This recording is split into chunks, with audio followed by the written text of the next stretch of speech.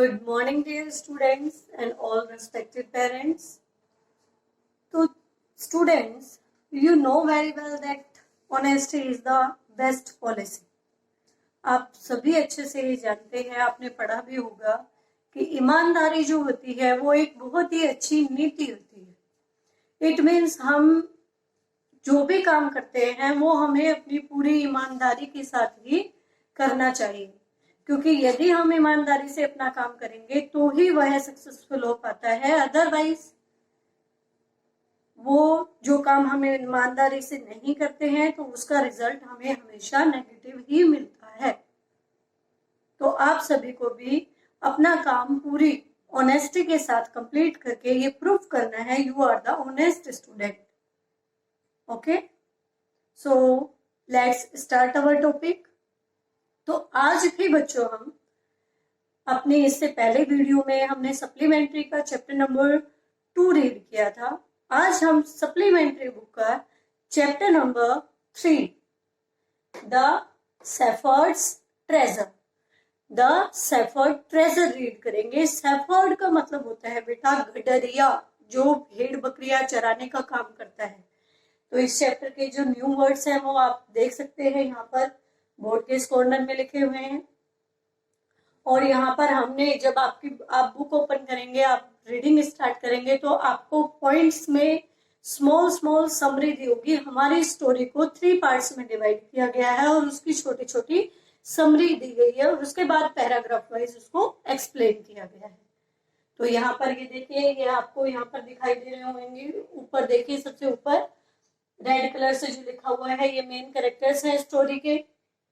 उसके बाद blue, black और ब्लू 3 पार्ट्स में फिर से लिखा हुआ है बोर्ड के ऊपर, वो आपकी समरी है. छोटे छोटे पार्ट्स में जो स्टोरी के तीनों पार्ट हैं उनकी अलग अलग समरी है. तो लेट्स स्टार्ट अवर चैप्टर. तो कहानी में जैसा कि आपको कहानी पढ़ते ही पता चल रहा है, सेफर्ड यानी गडरिये का ट्रेजर मीन्स होता है खजाना, गडरिये का खजाना. इस टॉपिक के विषय में हमारी कहानी है. इसमें मेन 3 कैरेक्टर हैं. एक यहाँ पर सबसे पहले पुअर सेफर्ड, एक जो बेचारा बहुत गरीब सा गडरिया है वो है स्टोरी का मेन कैरेक्टर. सेकंड है यहाँ पर किंग, जो कि ईरान, जो सेफर्ड है वो ईरान में रहता है, तो वहां का जो राजा है वो इस स्टोरी में है. एंड द अदर गवर्नर्स, और उसी के दरबार के, उसी के कोर्ट्स के अलग अलग मैनी अदर्स गवर्नर्स है. तो 3 मैंने आपको यहाँ पर बातें बताई है. First the shepherd, second the king and the third the other governors. तो ये मेन कैरेक्टर्स है स्टोरी के.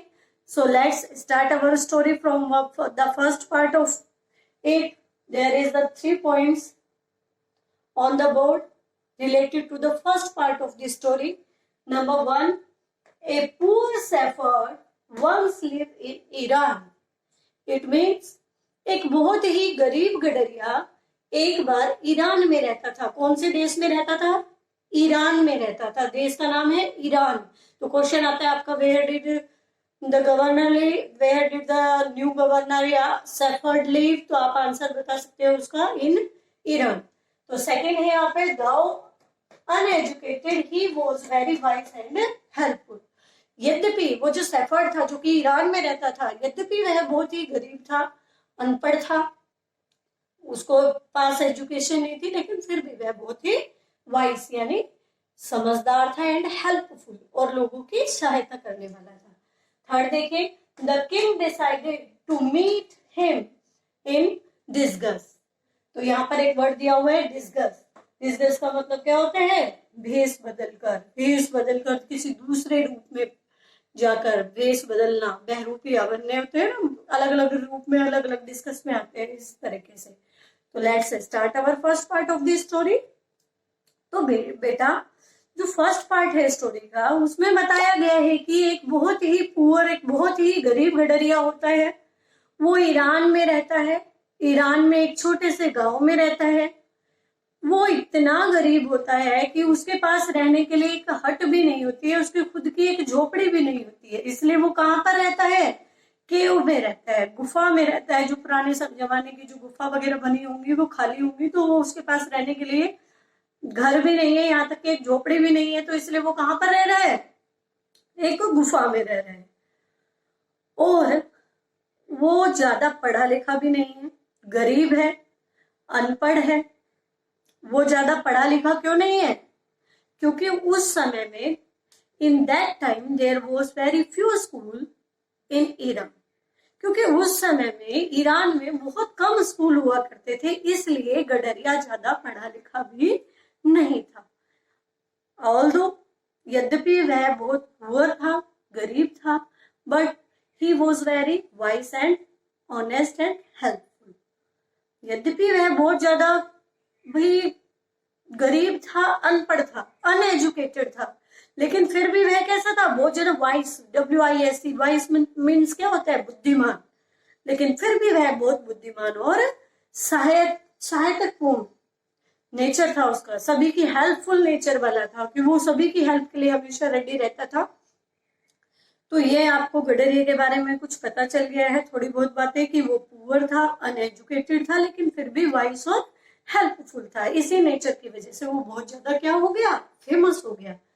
भैया आपने देखा है सेफर्ड, गडरिया, ट्रेजर, उसका खजाना, फेमस यानी प्रसिद्ध होना, और विजडम मतलब किस वजह से प्रसिद्ध हुआ है, अपनी बुद्धिमानी की वजह से। जो गडरिया है वो अपनी विजडम, बुद्धिमानी की वजह से लोगों में बहुत ज्यादा फेमस हो गया। अब लोगों ने जब उसके बारे में सुना, उसके पास आते सभी अपनी चिंता, अपने दुख उसको बताते, तो जो गडरिया है वो बहुत ही बुद्धिमानी से, अच्छी सूझबूझ के साथ उनको आइडियाज देता और उनकी जो परेशानी है उससे बाहर निकलने में उनकी हेल्प करता। इसलिए लोगों से वो क्या हो गया, बहुत ज्यादा घुल मिल गया। अब उसके जो बुद्धिमत्ता है, इसके चर्चे दूर दूर तक होने लगे ईरान में। तो दूर दूर से लोग उसके पास आने लगे एडवाइस लेने के लिए, उसकी सलाह लेने के लिए। अपने जो भी प्रॉब्लम्स थे उसके पास लेकर आते, वो उन प्रॉब्लम्स को सॉर्ट आउट कर देता। तो इस तरीके से जो गडरिया था वो बहुत ज्यादा फेमस हो गया ईरान में। तो जो ईरान के किंग थे, उन्होंने डिसाइड किया कि वो इसकी जो गडरिया है, सेफर्ड है, उसका टेस्ट करेंगे, उसकी नॉलेज का टेस्ट करेंगे कि वो कितना बुद्धिमान है। और उन्होंने निश्चय किया कि वो भेष बदलकर जाएंगे और जाकर गडरिया से मिलेंगे और उसकी बुद्धिमत्ता को आंकेंगे, उसका टेस्ट लेंगे, नॉलेज टेस्ट करेंगे उसकी। तो जो राजा थे वो क्या करते हैं, डिस्कस एज एन सेफर्ड, वो भी बिल्कुल एक सेफर्ड की तरह क्या कर लेते हैं, डिस्कस यानी बिल्कुल एक सेफर्ड, गरीब से सेफर्ड का रूप धारण कर लेते हैं। Set ride on A mule, mule का मतलब क्या होता है, खच्चर, और एक खच्चर पे सवार हो जाते हैं और उस खच्चर पर बैठकर और जाकर किसके घर की तरफ चल देते हैं, भाई घर तो है नहीं, कहाँ पर रह रहा है सेफर्ड, गुफा में, उसकी गुफा की तरफ चल देते हैं।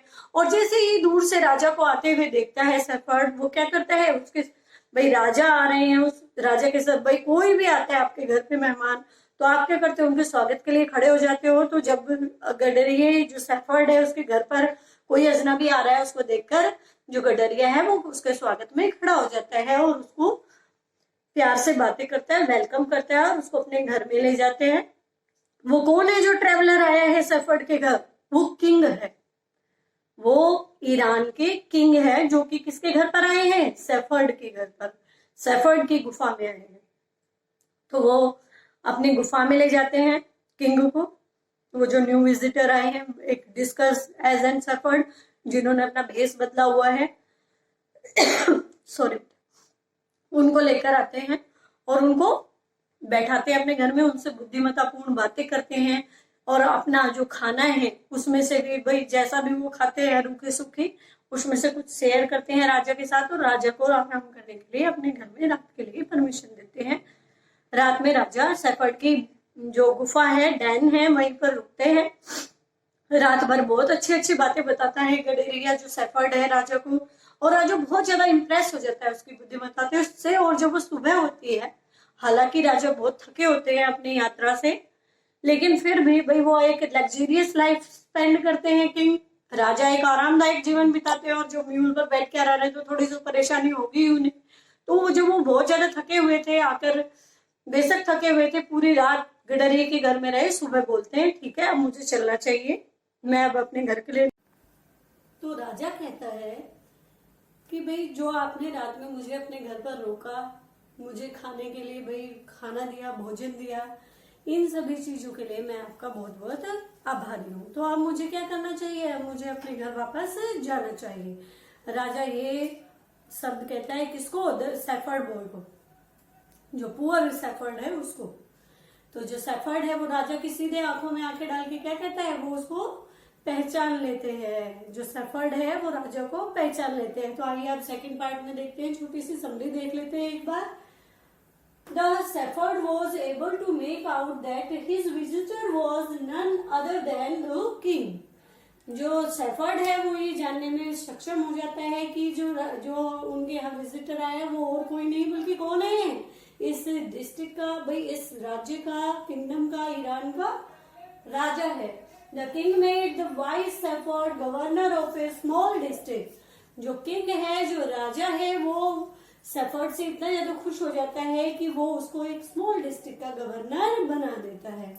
And other governors became jealous of the new governor and called him dishonest.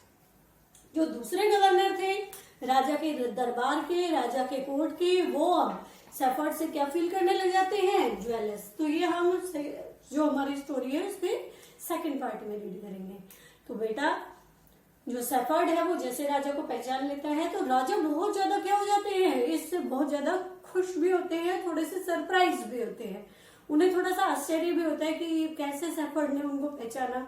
और वो शेफर्ड से खुश होकर क्या करते हैं, मन मन में उनको विचार आता है कि मुझे अपना राज्य चलाने के लिए ऐसे समझदार लोगों की जरूरत है, ऐसे लोग ही मेरे राज्य को अच्छे से संभाल पाएंगे। और वो शेफर्ड को एक स्मॉल मतलब छोटे से डिस्ट्रिक्ट का गवर्नर बना देते हैं। तो गवर्नर कौन होते हैं, गवर्नर जैसे एक पर्टिकुलर एरिया होता है, उस एरिया की देख रेख करते हैं, वहां से टैक्सेस इकट्ठे करते हैं, टैक्स जानते हैं ना, मनी पैसा वगैरह इकट्ठा करते हैं, और सारे जो स्टेट है उसकी रिपोर्ट जाकर किसको देते हैं, राजा को देते हैं। तो इस पोस्ट के लिए किसको डिसाइड कर दिया उन्होंने, शेफर्ड को। तो जो शेफर्ड था वो बहुत भाई पैसे वाला भी हो गया था, उसको बहुत ज्यादा सम्मान भी मिल रहा था, नौकर चाकर भी थे, लेकिन आज भी वो उतना ही सिंपल था जितना कि पहले था। और वो अभी भी लोगों के साथ वैसे ही फ्रेंडली नेचर के साथ मिलता था, बहुत ही बुद्धिमत्ता से उनकी समस्याओं का समाधान करता था, जस्टिस जो भी लेता है था बहुत ही बुद्धिमानी के साथ न्याय से फैसले करता था। तो इसलिए लोग उसको एक न्यू गवर्नर के रूप में भी बहुत ज्यादा पसंद करने लगे। और ये बात जो राजा के कोर्ट के अदर गवर्नर्स थे, दूसरे राज्यों के जो गवर्नर थे, डिस्ट्रिक्ट्स के जो गवर्नर थे, उन्हें ये बात बिल्कुल भी पसंद नहीं आई। और वे क्या करने लगे, शेफर्ड से ज्वेलस फील करने लगे, वो उससे थोड़ा सा ज्वेलसी फील करने लगे। ठीक है, तो ये हमारे सेकंड पार्ट में बताया गया था। और वो क्या करने लगे, उन्होंने क्या शुरू किया, राजा के कान भरने शुरू किए।